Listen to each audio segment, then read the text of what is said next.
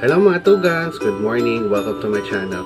For today's video ay pupunta po tayo ngayon sa Magsaysay Avenue, Naga City para po kumain ng kinalas. So, dun nyo na rin po makikita kung paano po piniprepare ang kinalas at kung gaano ba ito kasarap. So guys, samahan niyo ako.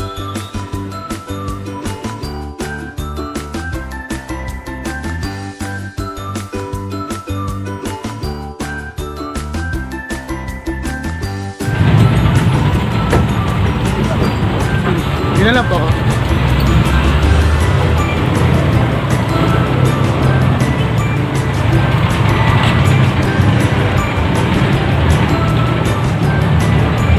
So yan yun guys, dito na tayo sa Magsaysay Avenue, corner Francia Avenue. So ngayon, makakasama ko yung mga kaibigan ko, mga tugangs na tinatawag.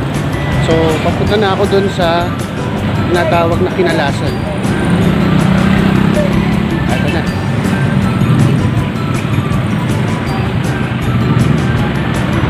Ito na siya, guys.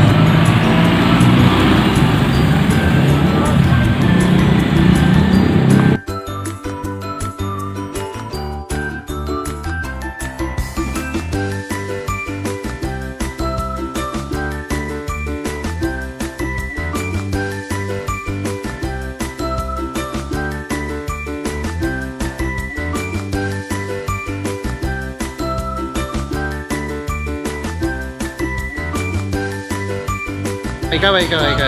Jay Garcia Pinalasa. Hello! So mga tugangs, andito na po ako ngayon sa Garcia's Kinalas.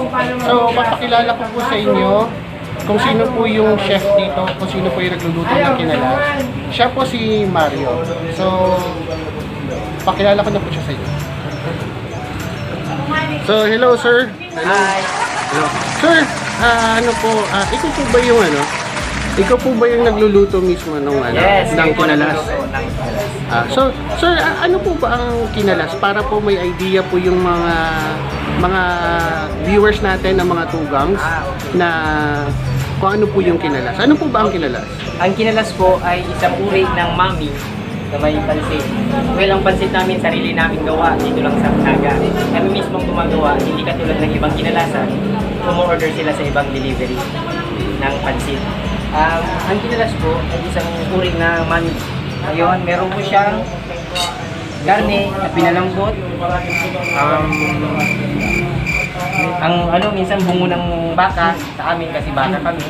At sabaw, tating mainit palagi ang sabaw mo kasi kailangan yan. Masarap, para malagi masarap. Masarap, mas mainit, mas masarap. Okay. At ito na po yung tinatawag namin sauce. Opo. Ano po yung sauce na yan? Gawa po saan yan? Ano pong... Ang sauce po ay gawa sa tinadtad na karne ng baka na may bawang, maraming bawang. Ipa-fried mo po siya. At pagkatapos, yung pinakasabaw noon, lalagyan mo na po siya ng tubig, papakuluan, lalagyan mo siya ng first class na arena para lumapot siya. Yung yung karne po, ano pong part ng karne yung pinakita nyo po kanina doon sa kaldero? Ano pong part yan?